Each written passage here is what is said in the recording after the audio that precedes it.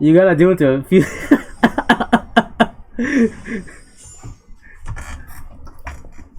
Yeah, this is so funny.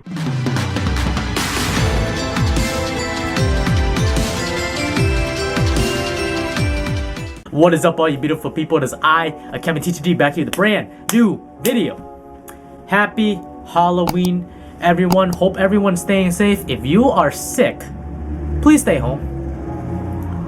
Just a small PSA from yours truly. Anyways, rikkafairy Lair, which is a build I've been kind of tinkering with. There's this dude named Sitsux who keeps beating my ass with rikkafairies with the Lair of Darkness build, and I'm like, how is he doing this? So I tried building it myself, and it's like, when it works, it's really good. Disclaimer, this is a fun deck. When it works, it's really good. When it doesn't work, it's bricky.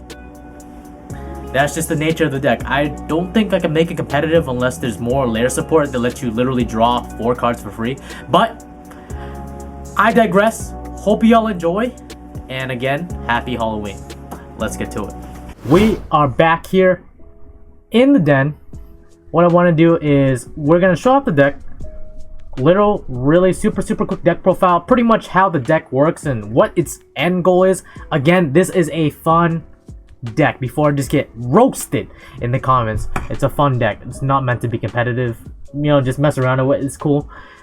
And then I'm just going to show some live replays and then just discuss pretty much the main flaws of the deck. Anyways, here it is. We're still playing that one Mardell, that one Hellboard, just because I do like the extra tribute effects. Rikka Flurries to tribute. When you tribute your Rikka monsters, it forces the opponent to tribute one of their monsters, even if it's unaffected by monster effects, because it's affecting the player.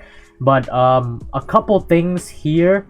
Basically, the whole idea of this deck is you do the Rikka combo. So if you're new to Rikkas, you pretty much play the Rikka Petal or Rikka Glamour, which is pretty much your Stratos for the deck.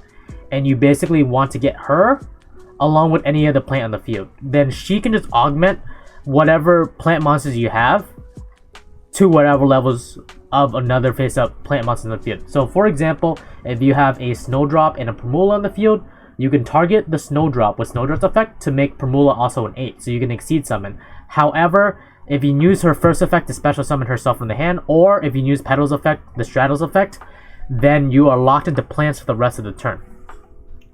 So seeing as this is kind of cool, is in the plant mirror, if you have Lair of Darkness on the field and they happen to be playing plants, you can tribute their plants to do your thing. So you can tribute their plant dark monsters to summon your Mudan and Snowdrop. It's never gonna happen, by the way. Unless you're playing some dude that's playing Sun Avalon or something like that, or Periton, you know, Periton. But the idea is it's control, and with Lair of Darkness, the whole reason why it's decently okay is it's not bad against Dragoon if they summon Verte, but if they just play Red Eyes Fusion, you just die on the inside. I'm going to take out the True King and probably put in something else. I feel like I could put in something else. I'll probably put in Dampier. So, because in this build, you don't really summon True King a lot, if at all. Then you could probably take out the second Jasmine and play something else too. You could play the new level 7 Synchro. So I'll put that in real fast. So here we have Perialis. We're just going to put her in because she gets to revive one of your dead plants. So you can just, if you synchro and you happen to have this in the graveyard, you want to go for an Exceed, and you don't have access to it, this gives you another way to have access to it. Also, it's a 7, so you can summon Aurea a little bit easier too, because Aurea's usually pretty hard to summon. You just summon her off with Stranae. Anyways, let's get to it. Onto the replays. These are hilarious, but so I try to find live duels. There's nobody playing live duels right now. I don't know why, but I'm playing against Altergeist for the AI, and the AI is kind of busted because they have 3 of every card, including Max C. So I do the Snowdrop combo, you know, bread and butter, get myself that Rikka sheet. We're gonna go for the defense here. I should have played Lair first just so I can get an extra token on my side, but it's alright. It's gonna summon Meluseek and just attack with it, so I'm like, okay, if he's just attacking with Meluseek, he's gonna have a lot of traps for me. And he is. He definitely, yep, he's got that traps. Yikes. So I get my Petal back. Lair Darkness gives him 1 token because I did tribute his Mellow Seek. That's fine. Not a big deal. It's just more fodder for Starving Venom. Easy. So he's going to activate Spoofing Chain Mellow Seek. I mean, Multi-Faker rather. He's gonna summon Siliquis. He's using Siliquis quick effect to hit my Teardrop, and I'm like, nah, bro, let me tribute and hit his Siliquis. But then he's like, nah, I got Impermanence, and no. So that's okay. I'm just gonna normal summon Arima and then tribute his Siliquis, and then profit. So I can tribute his Siliquis and draw a card. Nope, he has a Solemn Judgment. I'm like, okay, I mean, you can solemn that. That's fine, because I'm gonna keep going off. So I petal. Snowdrop, Erica, and I'm like, okay, this is the best situation. So here I just attack with both just so I can get rid of both. Then main phase 2, and I'm like, okay, I can lock my opponent out. What if I just summon Alsay and just hit his Spoofing or whatever his card is face down, and then I go into Alsay and he has a Solemn Judgment. My man had 2. My man had 2. He draws into an Ash too. Are you? So I imperm his thing, and I forgot that Spoofing's on the field. So there's literally no point in me imperming the Marionetter because he can just juke it. I'm like, okay, Petal comes back. Okay, I can still salvage this. I can still. Never mind. Never mind. Big. Nope. I don't think I can salvage it. Guys, it's all over. The guy's too strong.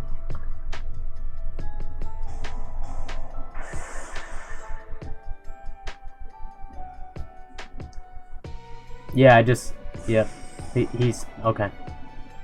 So he's doing Alta Guy stuff. Alta Guy's doing Alta Guy stuff. The Rikka gang, the Umbrella gang is having a really hard time keeping up with all these pluses.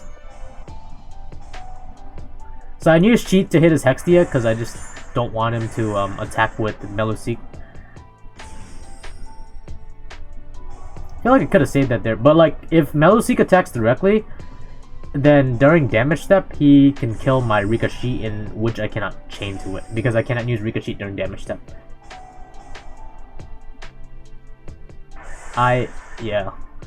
Yeah, you draw into the Mardell and you just feel kind of bad on the inside. For this build, I might take out Mardell, but with the new Synchro, it makes it a little bit better too, because if you revive Mardell, you can get another plus. But I feel like Mardell really shines in the combo build, or if you're playing the generator package. Because in this build, I'm not playing Evil Thorn just because it's control. My god, his hand is so busted. Yeah. If they have 3 Hextia in the field, you're probably gonna lose. We tried, boys, we tried. So game 2. Game 2, I'm not gonna let him do me like that. So I normal summon Petal, and he obviously has the Ash. But I still had the Snowdrop with the Hellbore. Make that Teardrop. It's gonna activate the Extravagance, and I'm like, no. Nope, you're not getting the +2. You're just gonna neg 1. Gonna activate that Petal, and he has that Solemn Strike, and I'm like, yikes. So the most feasible thing to do is just attack.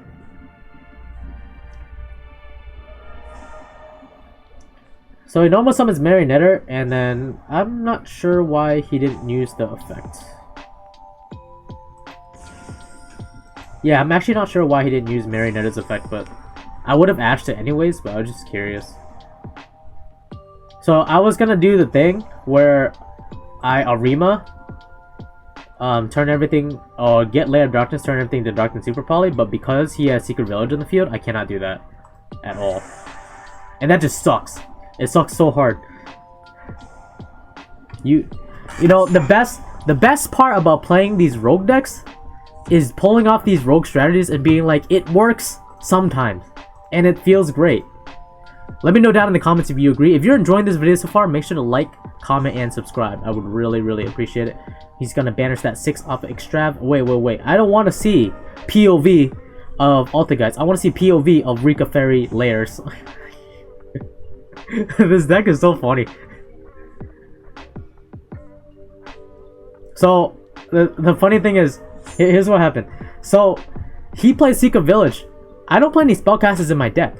This hand is good if I play spellcasters. If he didn't have this on the field. But because he had this on the field, these 3 cards are legitimately dead in my hand. And I drew into literally 3 bricks. I only play 2 Snowdrops and 1 Hellboard. The chances of me drawing into this is like extremely low. And then I'm pretty sure I draw another brick. Yep. Yikes. Oh yeah, then I asked one of his cards and he saw him strikes and I'm like, man, I know you have it, man. But the multi-figure multi oh god, I hate this deck. All the guys are so tilting. That's it. That's all you had to do. I don't think I played a single card besides Ash and it got negated. But that's okay. You know why? Because in the next game, we're gonna kill Dragma. Dogmatica. We're gonna kill full power Dogmatica. And I believe we can do it. So Mudon, gonna get that sheet. Rose Girl's gonna come back to my hand. And pretty much I just go for the full defense. If he plays Harpy's Feather Duster, then he has it. So he normal summons Alistair, and I'm like, alright, pray you don't have the invocation in hand. And then he still goes into Almirage and goes into Secret Garden. I'm like, okay, that means you have the invocation in hand. That's just the most sensible play. So I'm like, okay, you invocation, I'm just gonna get rid of your Alistair. So your invocation just resolves without effect. So I take his Alistair, put it into attack mode. I should have put it in defense, by the way. It's 1800, big booty. But then he still has the Alistair and the light monster in his hand. Oh my god. He also should have used the Secure Garden, but it's fine. So he gets Shadal Pakalon with Disciple Nabir to get rid of his Rook. I think he was trying to go for another Maximus play to get his Rook back to his hand. Or his Schism, rather. So he summons Ecclesia. I'm like, oh man, he's gonna do it to me. He's gonna get Fleur-Dis. And attack for 1,000. Oh, okay, it's fine. We can salvage this. He has a set card. I have no idea what it is. I actually thought it was Rook because I didn't even notice it was in his graveyard or Schism. But it's alright. Because I draw into Rikka Glamour. I use Rikka Glamour. Doesn't negate that. I use Alrima. Doesn't negate that. Lair of Darkness. Doesn't negate that. So I use Petal. He activates Fleur de Lis. And then Fleur de Lis only negates face-up cards on the field. But if it's not on the field anymore, I can resolve it. So I just Rikka Sheet, tribute my Petal, take the Macabre. He summons Fleur de Lis, because 2500 attack, and my Petal still resolves, and the Macabre becomes a plant. This is all amazing. This is great. I feel like if he just called by the Grid the Petal, he would have been fine too, but I don't know. Okay. So Teardrop, main phase 2, get rid of his Fleur de Lis and get the Rose Girl back to my hand. So I'm slowly regaining back card advantage here. Very slowly but surely. He draws into punishment like a champion. So end phase, I just tribute his Ecclesia because Teardrop's a hard one to return. So just in case I summon another Teardrop the next turn, it's cool. But he does get the Torment token, but that's cool. That's alright. So he punishments my Teardrop, but on resolution, Rose Girl can activate because my Teardrop went to the graveyard. So now I just get another Snowdrop. Get rid of that Rose Girl. Make everything 8. I'll say, put that card, that set card, to the top of his deck. He could have chained it too, but I don't know. Literally could have chained Call by the Grave there on Petal. It's a good hit. And he Omegas his punishment back into the deck. I'm like, okay, I mean, all you, right? All you. So Rose Girl comes back to my hand. Rikka Petal gives me that spicy Primula. Snowdrop's gonna copy. So I messed up here and I thought I could do some crazy play, but I forgot I already used Rose Girl's effect, so I just like dunced. Whoops.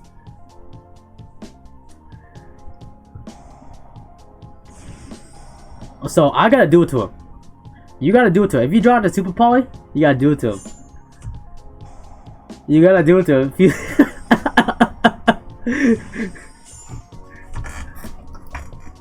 Yeah, this is so funny. This is great, guys. It's this deck never works, but when it does, it's hilarious. So I use Arima, he ashes it.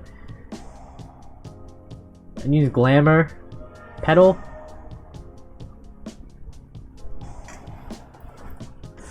Still drop. Gotta get that spicy. Go Rikka Flurries and then get myself into a Teardrop in defense. And I'm like, okay, if he summons Verte, I'm gonna be in a rough spot. But I forgot you just played Red Eyes Fusion and you just get Dragoon. So I chain Teardrop and I forgot you can't target Dragoon, so I just target itself. The AI just negates it for whatever reason, but it does gain 1,000 attack, which is pretty gas. But I'm like, oh, then I can use Rikka Sheet and then I can win. But like, I can't target the Dragoon, so I can't beat it. The saving grace here is if I draw into a dark. Yep. So this is my saving grace. I was just gonna use, probably. Oh, I was just gonna use.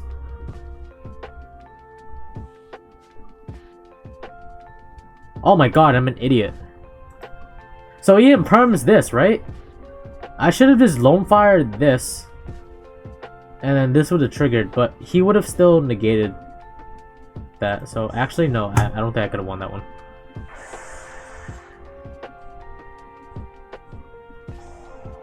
Yay. The power, Dragoon's so strong. Untouchable. Untouchable.